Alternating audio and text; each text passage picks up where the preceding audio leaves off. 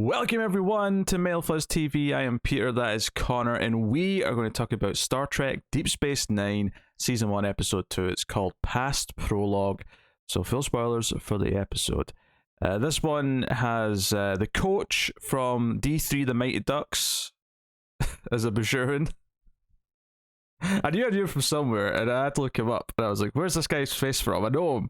And that's what it really was. Really bugging you that much, was it? Yeah, he's the new coach in the third Mighty Ducks. But he has been fired upon by Cardassians and seeks asylum on the station. And then it kind of becomes is he up to something? Is he still part of this extreme terrorist group from Bashir called the Colm, or is he trying to go his peaceful ways? Ultimately, it's designed to kind of early on here in episode 2 give you a bit more meat and really establish Kira, where she lies, and her just how much of a change this is for her, sort of integrating into the station, and where do her loyalties lie, and can she coexist with Sisko and so on. Yeah, we spent the majority of the first episode on Sisko primarily. Yeah. So it makes sense to branch out and hit some of the other major characters next. Yeah, and effectively because she is Bajoran, it does also neatly do a lot of mythology building as well, just with the general status quo and what the history of Bashir is, and all that kind of stuff. And then there's also a subplot with it ends up connected actually, but there's kind of a subplot with a couple of Klingons who we did see in Next Generation, the sisters, back from some obviously Spock there, some of Worf's episodes, the end of season 4, start of season 5. And I knew to us, he's already on the station, but Garak, who's this Cardassian shop owner, and notably is the only Cardassian sort of left on the station, so there's a bit of speculation as to if he's up to anything. Is he heavy a spy? Assumption he might be a spy, yeah. Yes. Although I think by the end of the episode, I feel like they convinced me it's ambiguous, at least by the end of the episode, as opposed to just being he's definitely a spy. It makes it that if he's a spy, he's a damn good one. Yeah. And he interacts mainly with Dr. Bashir, which is again kind of neat because he didn't get a lot in the first episode, so it's kind of giving you a bit more of him as well. And he's a bit more comic relief, I would say. At least episode. Right now, yeah. He's very nervous around Garak, and he's sure he's a spy. No one really kind of takes him seriously when he's like, "Oh, that Garak's a spy. He came and talked to me. He struck up conversation. He's up to no good." How weird's that? So that's our main plots of the episode. So what did you think of this one? Yeah, I think it's pretty solid. I don't think it's maybe not as strong as the first episode. But that's pretty normal with most shows, episode 2 anyway. But I do think it's doing a good showcase of, okay, this is kind of what we can expect of other episodes. Yeah, it gives a nice... not only do you get obviously a lot of Kira and Bashir to an extent, but you even get some good moments with Odo that I think kind of flesh out him a little bit as well. So you get a sense of some more of the characters, but I think the big thing is it reestablishes again the wormhole and how important that is, because by the end of the episode that ends up being a factor again. And you don't want to do it every episode, but it does make sense to reiterate it in episode 2 and say this is a dramatic shift. Characters are going to target it for various things. It's the sort of thing for your first handful of episodes. I'm kind of okay with them kind of bringing it up regularly. But establishing Kira's struggle with what to do in this episode, because when Thanos, who's the coach from Mighty Ducks, shows up, when Thanos shows up and they beam him aboard just in time before his ship blows up, and he says he seeks asylum, he looks up at Kira and says, "Kira?" And that kind of sets up okay, so they know each other. He's supposed to be part of this group, the Colm, and Sisko asks her, are you part of the Colm, or were you ever a part of the Colm? And she says, no, if I was, I would never have been given this job, I would never be in this situation. But she's clearly sympathetic to what the Colm are and what they were trying to achieve during the war, or the occupation with the Cardassians. You get the sense that maybe she is ideologically aligned with them, but doesn't necessarily agree with their methods. Yeah. And it sounds like Thanos wants to, renounce the Konmar. He wants asylum. He wants to reintegrate and like help Bajor in different ways. But there's a lot of little moments of conflict in this where when Sisko goes to talk to him, immediately she starts interjecting, and he very quickly says, "I think I need to do this conversation on our own. Kira, if you would please leave." Very quickly gets rid of her because like there's a conflict of interest here. She's jumping in to defend him even when there's not really much of a prompt for it. So, yeah, just because it's someone she knows, it's to be expected, really. Yeah. But of course, very quickly, once the Klingon sisters arrive on the station and Thanos goes to meet them, he's clearly up to something. There's some sort of plot happening here. And they find out about it quite quickly because Odo is very suspicious of why the sisters are here, so he's keeping an eye on them. He's a rat spying on them. So he sees this like secret meeting taking place. They're talking about payment for something. They don't know what yet, but it's like, okay, so something's going on. And does Kira know about it, or is she covering for them? Is she lying? And she isn't immediately. And then she finds out that Thanos lied to her, and that he did know she was going to be here, and he was kind of banking on her, like being willing to help him. And he claims that what he's planning is peaceful, that no one will get hurt. But she knows him well enough to have a lot of doubts about that, clearly. But not enough to turn him in. Not immediately, no. There's actually a really great scene where she goes to Odo and she's like very conflicted and she's trying to talk. She doesn't really want to talk about the details, but she's kind of like bringing up that she's got a conflict. And Odo says that he doesn't really get human pretense. He struggles with, or not even human pretense because she's not human, but you know what I mean. He doesn't get pretense. He cracks a joke about how it's as difficult for him to get as a human nose. So when she's talking around it, and she talks about she's, like, and he sort of picks up what she's saying and says, "Oh, you sound like you're trying to talk yourself out of something or into something." Fundamentally, she makes it clear that she's not kind of who she used to be, and even if she just ignores it and doesn't say anything, if something eventually happens, she'll still feel like she's responsible in some way because she never stepped in and said anything. And I thought it was a pretty good character moment for Odo in particular, where he just calls Sisko and says, "There's someone here to speak to you, Commander." I do like that.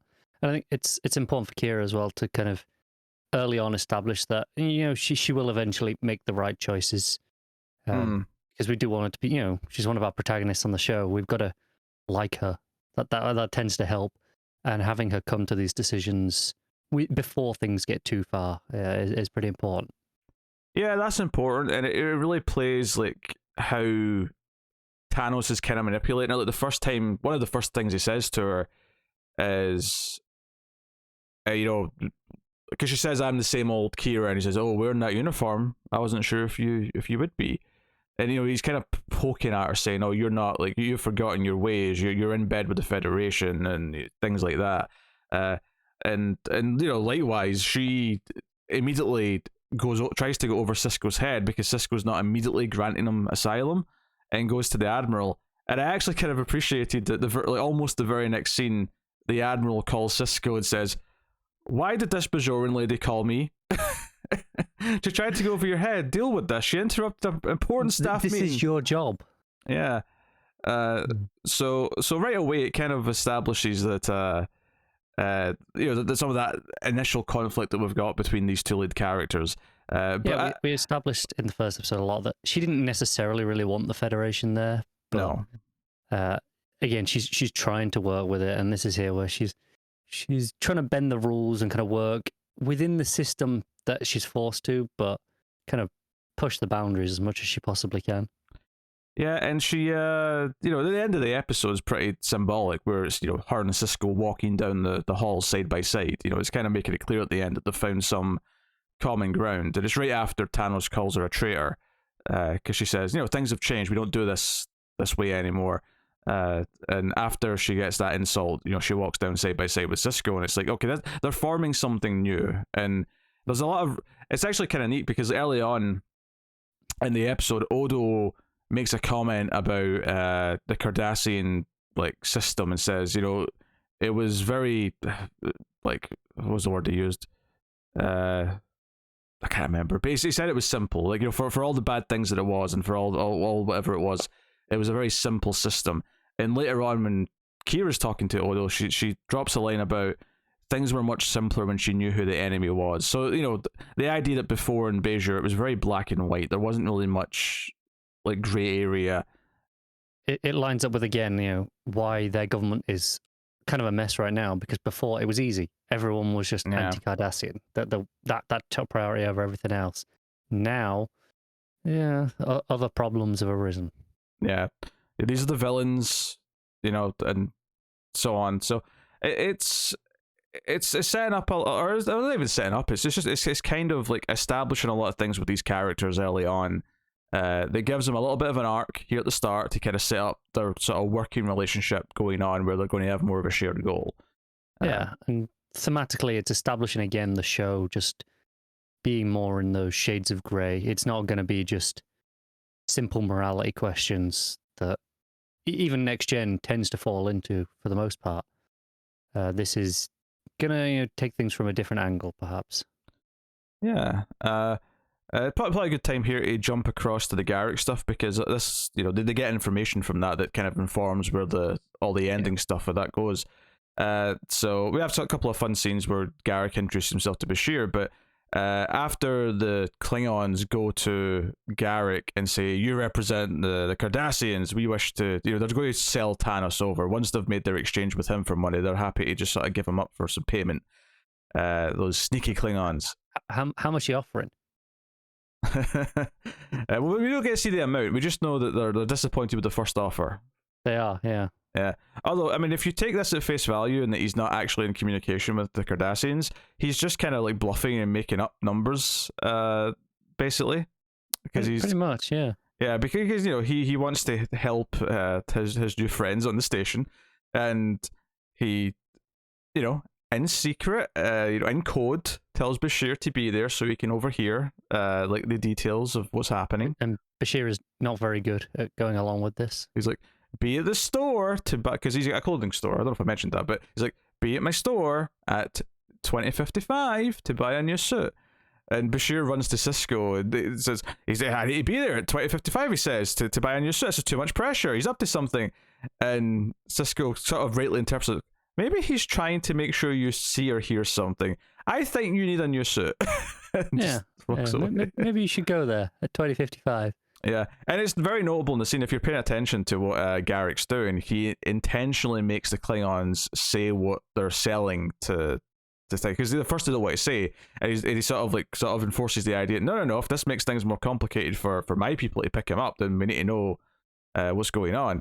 So that's how they find out he's making a bomb, because what they're delivering would be the key ingredient. So so it kind of establishes that they've got this potentially friendly Cardassian, and the actor actually, I didn't recognize him, but when I saw his name, I was like, wait, I recognize that name. It's he's in Hellraiser. He's one of the lead characters in Hellraiser. Yeah, a lot of makeup on him here, though. Oh yeah, obviously. I don't feel bad for not recognizing him. Yeah. Oh well, you recognize all the other bloody Cardassians, don't you? Hey, David Warner's got a very specific voice, okay? And to be fair, Andrew Robinson, who's Garak here, I've seen in one movie. David Warner, I've seen in at least 3 Trek things by now. Never mind all the other things I've seen him in. Stop you bringing out Mr. Mighty Ducks. He's not Cardassian. He's not, but still, you've only ever seen him in one movie. But Bajorans have a little bit of bumpiness on their nose. That's it. That's not that much of a disguise. But bumpy nose and like a fancy earring. That's what they've got. Privilege, yeah. Yeah. So they come up with this plan. In order to arrest him properly, they have to actually wait until he buys the goods, so it's like there's no ambiguity to it. Makes sense. Yeah, they get the shuttles. I didn't call them runabouts in this show. These little shuttles they've got. That's what they called them in this episode. I don't think I remember catching that, but I think the first time he said it in this scene, I thought he said we'll give him a runabout, and I thought they meant that's what the plan's called. They're going to give him a runabout because they're sort of luring him into a trip. But then later on, Odo says, "Okay, they went into the runabout," and I went, "Oh, that's just the name of the shuttle." Okay, fair enough. Fair enough. So yeah, he gets his bomb, and very quickly, like Kira's going along with the plan. She goes with them because if she doesn't, it'll look suspicious. But obviously, she goes for a phaser at a certain point when she realizes he's going to try and blow stuff up. And it all kind of escalates, and it turns out his target's not the station or anywhere else. Although he does threaten to blow up one of the moons that they're near at one point in an act of desperation. His plan is to collapse the entrance to the wormhole. Because his whole thing, and he kind of brings this up earlier in the episode as well, but his whole thing is that he doesn't want the Federation there, he doesn't want the Cardassians there, and he doesn't like this wormhole because it's bringing all this attention. And unlike Kira, who's seeing this as like, oh, this makes us like a vital part of the system because now we have the terminal to this whole other side of the universe, and that's a big deal. This gives them like value as people. This is their. I don't know what we compare it to, but like like a country with suddenly a lot of oil or something like Napoleon's Egypt. Yeah, the gateway to the other side of the world. Yeah, this is their commodity. This is what they've got to offer, and she sees all the potential in this, and this elevates them in the eyes of like the intergalactic community. He sees this. No, we want to be left alone. We don't want anyone here at all. So I'm shutting this off. So. I think what I like about this, as quick as it is that it's a very clear ideological difference between two Bajorans about how to deal with the situation. And given the fact that it's only episode 2, I'm impressed that I already have this conflict between two Bajorans that makes complete sense to me and kind of tells me a story of like, okay, this is how differently two Bajorans can see the potential in this new status quo that's just opened up. Yeah, and both of them come with, I want to say valid reasons, but I can understand the arguments that they're making on both sides. Even though the show inherently wants us to agree with Kira, and that's kind of being shown to us as the better choice. I definitely understand where the other side's coming from. Their arguments of, this could be dangerous. This brings us more attention that we don't need, and we just got out of this war. We want to kind of just retreat inwards and grow ourselves peacefully. Like, all that, it makes sense for their arguments. Yeah, well, it's just the methods ultimately that like because you're taking this choice away. You're not putting it to a vote or anything like that. You're just going to destroy it. And because I don't even think like, I mean, I'm sure ultimately, yeah, Kira's side will be like proven and shown as the right choice, but I don't even think there's anything in this particular episode though that sort of pokes at that necessarily, because it's kind of off the table. It's just kind of. I think it's more just it's kind of clear. Just that's the general outlook of the show. Oh, sure, yeah. In general, from the last episode as well. That's kind of where it wants to be, and that's fine. And obviously, it does this without actually acknowledging what impact, if any, this would have on the life forms inside the wormhole. Yeah, I don't think he cares. As another thing that make him unlikable. And also, I don't know how much the general populace know. Oh, that's true. Yeah, maybe he doesn't even know there's life forms in there. Yeah. I don't know if that's just kind of being kept to themselves. And hey, there's a wormhole that goes from point A to point B. I don't know if that's just maybe the extent of what most people know. Yeah, no, that's a good point. But ultimately, and this kind of sells the Cardassians. I didn't even really mention them. Outside of Garak, obviously, but there's a Cardassian ship that shows up, early on saying, "Hey, turn this guy over. He's a terrorist."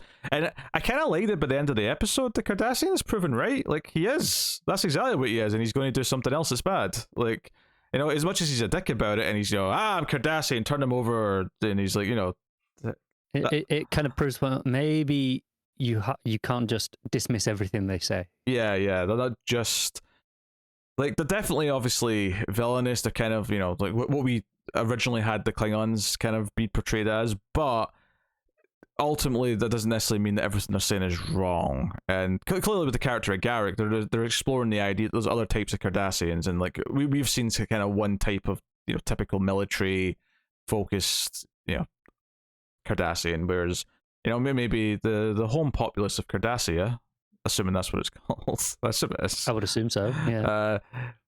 Maybe there is lots of different types of Cardassians, and we get a different sense of them. I kind of hope that it doesn't go down the route of Garak actually being a spy in the end, because they could do that. Like, they set this up here that, maybe he is, maybe he isn't.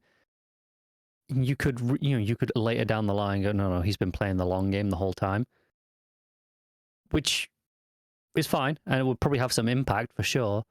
But I think I do prefer the idea of no, some of them are just decent people. Yeah, yeah. And maybe he's got, a story to his, like, why he's making these choices, why he would rather be here. That may be something that's interesting to explore. I agree, it's probably more intriguing by and large. Yeah, but yeah, so Cardassians show up and make these demands early on, and there's a moment with O'Brien where, and this is just after he's asked for asylum. They're not even suspecting he's up to anything yet. At least not in a specific sense.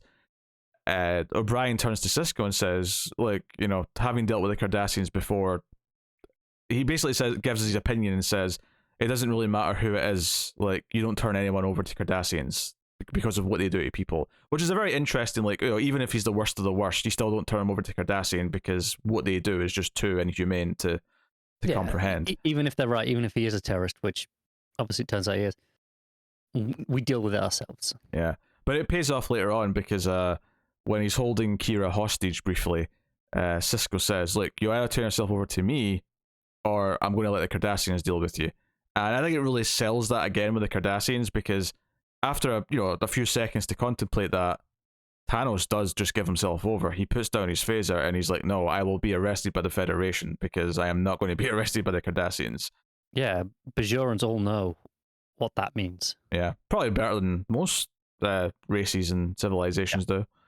So, yeah, it was a good bit of world building, some good character, obviously a lot for Kira. She has the bulk of it, but you get a bit of fun with Bashir, and I think Odo gets a few good moments in this of like just how he handles people around him, and how he goes further with establishing him as the Data or Spock of this show, right? With the one who's just a little bit off.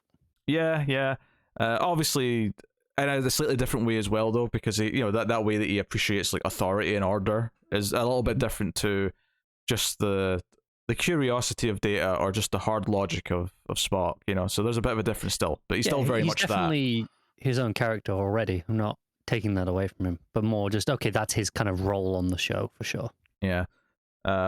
It's clearly, if you want to call it a formula, and I think that's a bit unfair to do it with just that particular type of thing, this type of character, but it's clearly a winning inclusion because there's a reason why they've done it again, and he's different enough. Popular characters each time, right? Yeah, it's different enough, and to be honest, like he's already like intriguing to me. Like I don't feel like, oh, I'm just doing Spock and Data again, because Data is very much the Spock of Next Gen, and then this is very much the Data and Spock of Deep Space Nine. Absolutely. And I don't feel in any way annoyed or like, oh, we're recovering right, because you could say the same. You could have said the same about Data, right? Early on, oh, it's just the Spock of the show, and that would have been true. It is true from a just if you break down the character archetype of what he is.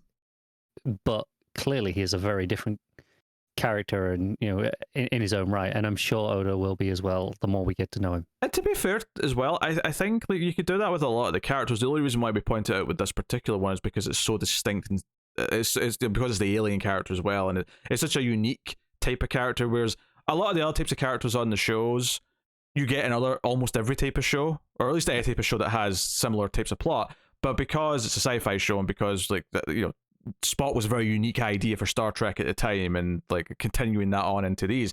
But you can easily look at other characters and say, well, we always have a lead, we always have a captain or a commander in this case. So we naturally, and we did it at the first episode, we compared Sisko to, okay, how does he compare to Picard and Kirk? And there's nothing wrong with that. Of course, we're going to have a captain type character. I mean, it's pretty well known that there's long running debates of who is the best captain, and everyone has their own answer, right? And because they are comparable, because they're in a similar role.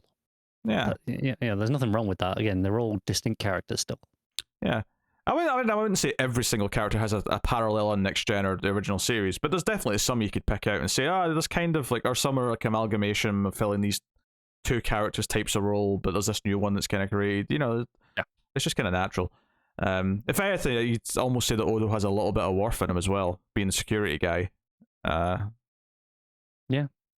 A little hint of that. Yeah, I can see that, and Worf's respect of authority as well. Yeah. Alternatively, you could say that Garak is kind of the Worf in that he's the more alien character, but personality-wise, he is like a complete 180 to Worf. Yeah. So that makes him kind of interesting, that because he's got this playful demeanor. He seems to enjoy talking to Bashir at least, and he's very friendly. Has a lot of big cheesy smiles. You know, he's very different.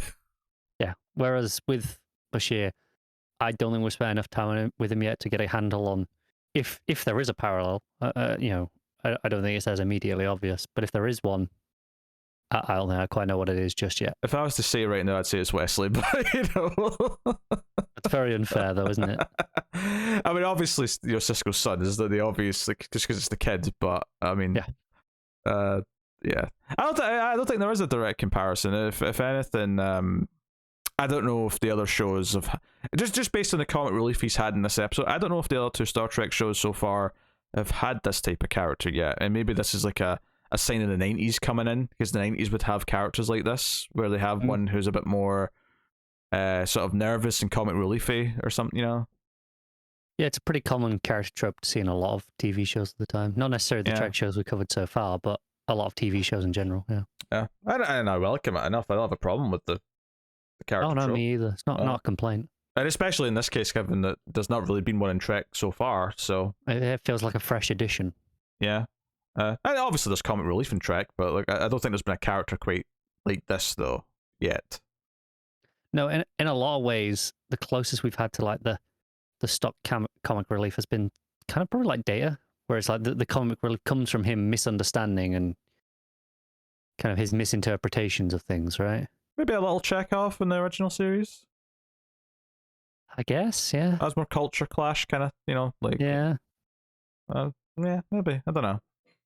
But yeah, it's I mean, it's good that we could have all these discussions already, though. We're only in episode 2. Like, it shows that they did a good job of kind of establishing their characters. So that started with us saying, you know, Bashir isn't that defined just yet because he hasn't had too much to do, but clearly enough for us to at least get a pretty solid handle on the general outline. Yeah. But so yeah. Anyway, so next up then, episode 3. It's called A Man Alone, and it's there's a description on IMDb. Budin, if I'm saying that right, a criminal Odo has dealt with before returns to DS9 only to be murdered shortly after. Spoilers, come on here. Leaving Odo to be the prime suspect. Oh my. Jake and Nog's troublemaking prompt Keiko. Jake and Nog. Oh, Jake's Cisco's. Is Nog? Kid, yeah. Is Nog's O'Brien's kid? No, can't be. No. No way. He's got a kid called Nog. Well, he has a baby. Definitely, he had a baby in Next Gen. Yeah, there's no way that they called the baby Nog. Well, why has Keiko been the one that's dealing with it then? Well, I don't know, maybe we'll fit it. Taking Nog's troublemaking prompt Keiko to do something helpful for the station's children. Oh, maybe she sort of like starts like not a daycare, because Jake's too old for that, but you know what I mean? It's not going to be a nursery, is it? But, you know, like something for the teens to do. Youth center or something, I don't know. Okay, well, that's what's coming up next episode. So, Odo Focus is cool, since he's obviously one of the standout characters early on. Yeah, so, you know, enjoying what we've had of him so far. Yeah, makes sense that he's next on the list. And our first Keiko sighting, apparently, so we knew she was going to carry over with O'Brien. I do wonder if these first like handful of episodes are just going to cycle through. So like, is the one after going to be okay? Here's the Bashir one. Oh sure, yeah. Here's the Dax one, so on, so on. Yeah. Yeah. I have to think about the actress who plays Keiko, and just like she probably got this small role, just being the wife in the episode where he gets married, and she's like, oh, I get asked back for a few other cameos, you know, when his wife shows up. And then he gets given like one of the main roles on a new show, and all of a sudden, like, hey, do you want to be a recurring guest star for like, you know, ever? Easy money, right? Yeah. I just can't imagine she thought it was going to lead to like more episodes when she first did that one appearance. Probably not. But I imagine any, you know, low-level actor at that time period will gladly accept, hey, you want me to do another episode? Yeah, sure, I'll take a paycheck. Oh, I mean, I don't, since she's complaining. Yeah. I'll just say it was unexpected. But yeah, so there you go. That's what's coming up next time. So let us know what you thought of episode 2 of Deep Space Nine. in the comments. You can like, subscribe, ding the bell for notifications, all that stuff. Get us on the Twitters at mail_fuzz for channel updates. If you want to support the show, you can hit the super thanks button on YouTube, or you can go over to patreon.com/mailfuzztv and support us for as little as $1 per month and get some bonuses for your trouble. At the $5 tier in particular, you get early access to a few things, including all of our Trek reviews. So go and have a look and see if you're interested. But otherwise, that is us. So thank you once again for watching or listening. We always appreciate it. Keep watching Star Trek. And somewhere out there, I don't have I could say Bashir. That feels a bit mean. I don't want to make fun of Bashir yet. So somewhere out there, Wesley Crusher is in the. Is he stuck in the wormhole again? Yeah, he's in the wormhole. Yeah, he's stuck in the wormhole. Wesley Crusher's just in the wormhole. That's what it is. These beings in the middle of the wormhole. It's just Wesley Crusher after he's evolved for a few millennia.